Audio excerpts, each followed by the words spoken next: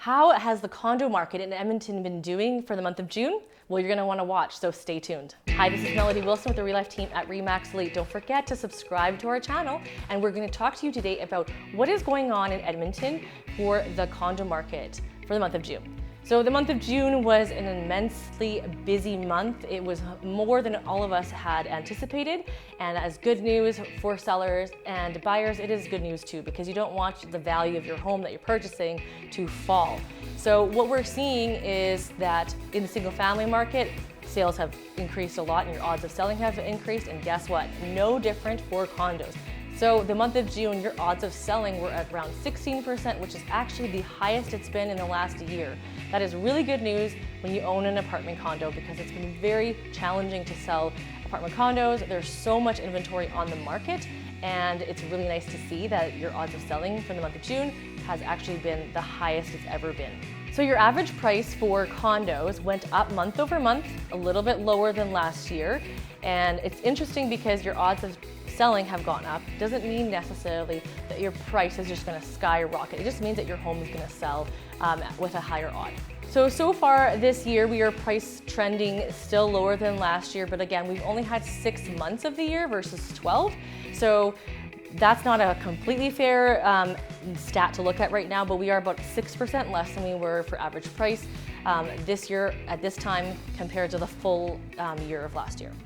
So the interesting thing about the active listings on the market, there's actually been less listings on the market for condos. Now, it follows suit with the single family homes, and that's also part and parcel to do with our current world environment right now. People are more hesitant to put their houses on the market unless they actually have to. So we're seeing that trend. Now, when there's lower active listings and higher sales, which is what happened here in the condo market, we've had more sales in the last month versus the last month before, and more than the previous year.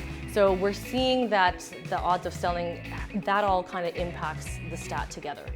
So an interesting stat to look at is in June, we sold more condos in this year than we did last June. We actually almost sold just as much as last July. So we will see how this continues to trend, to see if July continues to do that. Depending on the condo that you're purchasing or selling, apartment style are very different odds versus a townhouse or versus a bungalow that are condominiumized. They're all different statistics, but in general, things are looking upwards, which we haven't seen in the condo market for a long time. Now, the average days on market has gone up.